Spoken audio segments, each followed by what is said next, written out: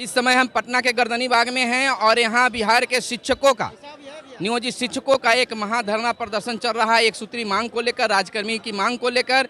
तो यहाँ पर बहुत सारे शिक्षक हैं, हजारों की संख्या में शिक्षक आए हुए हैं। उनका भी जानना चाहेंगे कि किस मांग को लेकर, किस उम्मीद के साथ यहाँ आए हैं। सर, आपका शुभ नाम क्या है, कहाँ से? दिनेश पासवान, जिला अध्यक्ष वैशाली परिवर्तनकारी प्रारंभिक शिक्षक संघ। क्या मांग है आप लोगों का? हम लोगों का मात्र एक ही मांग है कि राजकर्मी का दर्जा, और ये जो 2023 नियमावली, नई नियमावली आई है, उसमें हम लोगों को सामंजित किया जाए। मात्र एक ही मांग, राजकर्मी का दर्जा। और हम लोग आज पटना के इस गर्दनी बाग पे प्रदर्शन कर रहे हैं। धरना प्रदर्शन के माध्यम से माननीय मुख्यमंत्री नीतीश कुमार जी और माननीय उप मुख्यमंत्री तेजस्वी यादव जी को ये चेतावनी देने आए हैं कि ये शिक्षकों का जो हुजूम है, शिक्षकों का जो आंदोलन है, ये अभी तो एक अंगड़ाई है, आगे आगे तेज लड़ाई है। और हम लोग मानने वाले नहीं हैं जब तक कि आप राजकर्मी का दर्जा नहीं देते हैं और पुरानी पेंशन लागू नहीं करते हैं। बिल्कुल, राजकर्मी का दर्जा जब तक नहीं देते हैं तब तक हम लोग का आंदोलन जारी रहेगा। कब तक आंदोलन जारी रखिएगा? जी, हमने कभी भी अपना कदम पीछे नहीं हटाया है। हमारी सेवा लंबी है, हम हमेशा संघर्ष किए हैं और संघर्ष का परिणाम ही है कि आज तक हम यहाँ पहुँचे हैं और आगे भी। अभी तो सबसे बड़ी बात है नियमावली वापस लेने की, क्योंकि कहीं से भी ये नियोजित शिक्षकों के लिए था ही नहीं। यदि यह नियोजित शिक्षकों के लिए होता तो सृजित किए गए पदों की संख्या 10 लाख प्लस होती, क्योंकि 3.25 लाख तो हम नियोजित शिक्षक ही हैं। ये हमें नीचा दिखाने की साजिश थी। हमें हमारा राजकर्मी का दर्जा जो हमारा वाजिब हक है चाहिए, और नियमावली वापस हो, संशोधित हो। बिहार सरकार को इसके बारे में विचार करना है, सोचना है। लालगंज प्रखंड, वैशाली जिला से मैं विकास रोशन। बिल्कुल, शिक्षकों की जो समस्या है, शिक्षकों की जो मांग है, सरकार को सोचना ही पड़ेगा। यह शिक्षकों का मांग है, शिक्षकों का कहना है। और शिक्षकों से हम बात करते हैं जो क्या लेकर, मैम यहाँ किस लिए आप आए हुए हैं, किस मांग को लेकर यहाँ? राजकर्मी के दर्जा के लिए। आई हुई हैं? नालंदा से। क्या मांग है सरकार से? राजकर्मी का दर्जा। और अगर नहीं मिल पाया तो क्या कीजिएगा? तो सरकार की आसान पर रहेगा जारी। बिल्कुल, महिला सशक्तिकरण का नारा यहाँ पर लगातार मिल रहे हैं। लगातार शिक्षकों के द्वारा यह मांग किया जा रहा है कि हमें राजकर्मी का दर्जा मिलना चाहिए, लगातार मिलना चाहिए। सर, आप कहाँ से आए हुए हैं? दरभंगा से हैं। दरभंगा से आए हुए हैं। क्या मांग है आप लोगों का? हमें राजकर्मी का दर्जा मिलना चाहिए। राजकर्मी का दर्जा? बिल्कुल बिल्कुल, हमें बिना शर्त राजकर्मी का दर्जा मिलना चाहिए। ये देखिए भैया, कहाँ का रूल है कि आप 10 साल नौकरी कर लीजिएगा और फिर उसी पोस्ट पर आने के लिए नए अभ्यर्थियों के साथ आप परीक्षा दीजिएगा, या 10 साल, 12 साल, 15 साल, 17 साल, इतने समय से। ये 2003 में जो शिक्षक आप बंधु आए हुए हैं उनका तो 20 साल हो गया।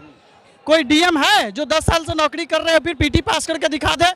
किसी में है ये दम? के पाठक आज जो फरमान जारी करते हैं शिक्षकों को, क्या शिक्षकों में दम है? सर, शिक्षकों में दम है तभी मैट्रिक, इंटर और विभिन्न प्रतियोगिता परीक्षा में बिहार के छात्र छात्राएं अपनी चरम लहरा रहे हैं। डॉक्टर बन रहे हैं, इंजीनियर बन रहे हैं, मैट्रिक में टॉप कर रहे हैं, इंटर में टॉप कर रहे हैं, देश स्तर पर टॉप कर रहे हैं। बिहार सरकार को यह सोचना चाहिए। नीतीश कुमार जी को मैं सीधा संदेश देना चाहता हूं कि इसी नियोजित शिक्षकों के बदौलत आपकी सरकार ने बड़े बड़े होर्डिंग पेपर में देते हैं। दरभंगा छोड़कर पटना में क्या कर रहे हैं? पटना में सर इसीलिए आया है कि हमको राजकर्मी का दर्जा भाई साहब बना दीजिए। 10 साल से काम कर रहे हैं। तो बीते दिन सरकार के द्वारा एक बयान आया है कि इस पर हम शिक्षक नियमावली पर रिव्यू करेंगे। देखिए, सरकार जो कहती है या भीड़ से डर गई है सरकार। सरकार तोड़ने की साजिश है, हमारी भीड़ को कम करने की साजिश है, ताकि बहुत सारे शिक्षक जो घर पे हैं या विद्यालय जा रहे हैं उनको लगे कि ये यूं ही मिल जाने वाला है।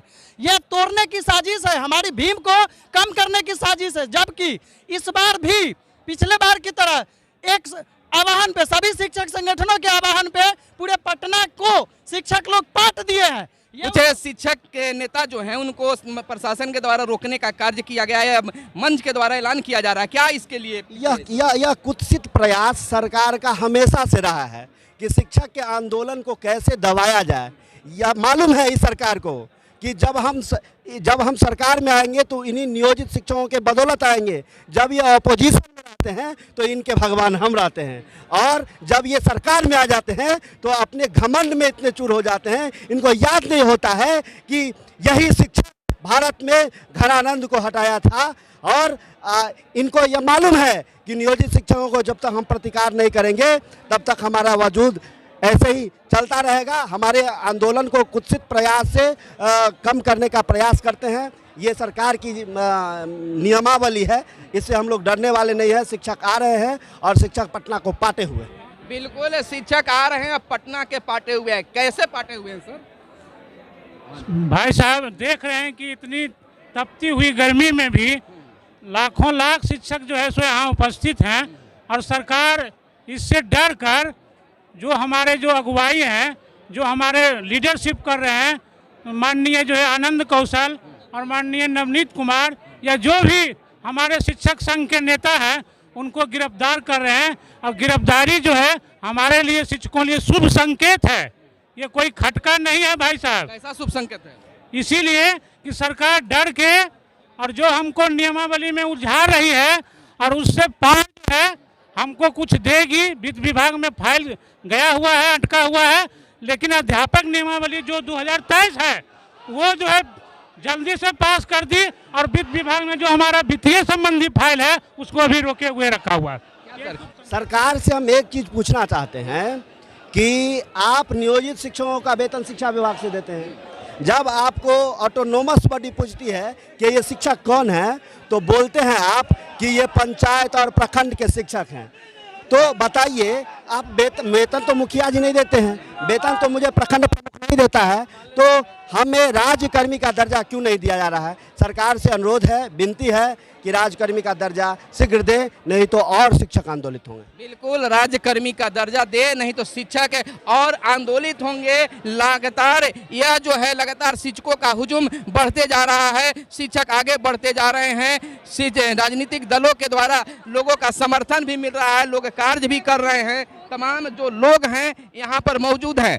तो यहाँ पर सर आप जो है, आप कहाँ से आए हैं सर? हम नालंदा से आए, रहुई प्रखंड। मांग वही सबको राजकर्मी का दर्जा दिया जाए, समान काम समान वेतन दिया जाए। क्या लगता है सरकार आपको राजकर्मी की दर्जा दे देगी? वो तो सरकार पे है। अब देखिए हम लोग, लेकिन पूरा जब तक हम लेंगे नहीं, जब तक वो देगा नहीं, जब तक हम लोग उसके पीछे पड़े रहेंगे। यानी कि जब तक मिलेगा नहीं आंदोलन जारी रहेगा? आंदोलन जारी रहेगा। क्या सर, आंदोलन जारी रहेगा? आंदोलन बिल्कुल जारी रहेगा। हम पटना से हैं। अच्छा, हम चाह रहे हैं कि किसी तरह जैसे इसको मिले राजकर्मी का दर्जा, तभी नीतीश कुमार का भी भलाई है। यानी कि जब तक हम लोग का राजकर्मी का दर्जा नहीं मिलता है तब तक सरकार के भी भलाई नहीं है, मिलना चाहिए। क्या है सर मांग? हमारा राजकर्मी का दर्जा का मांग है, सरकार हमें राजकर्मी का दर्जा दे। और राजकर्मी का दर्जा का मांग का मुख्य मकसद है कि हमें बिहार सरकार के कर्मचारी के रूप में जाने, क्योंकि सभी कार्य सरकार शिक्षकों से लेने का काम करती है। चाहे चुनाव का कार्य हो, दवाई खिलाने का कार्य हो, जनगणना का कार्य हो, तमाम तरह के जितने भी कार्य हैं वह शिक्षक पूरा किया करते हैं। और शिक्षकों के साथ यह सरकार बराबर नाइंसाफ़ी करने का काम करती है। आश्वासन देने का काम किया था शिक्षा मंत्री ने कि हम शिक्षकों को सम्मान देने का काम करेंगे, लेकिन यह बिहार सरकार के शिक्षा मंत्री और बिहार के मुख्यमंत्री उप मुख्यमंत्री शिक्षकों के साथ बढ़िया हिसाब किताब नहीं रख रहे हैं। यह दोहरा नीति अपना रहे हैं, हमको शोषण कर रहे हैं, हम शिक्षकों को शोषण कर रहे हैं।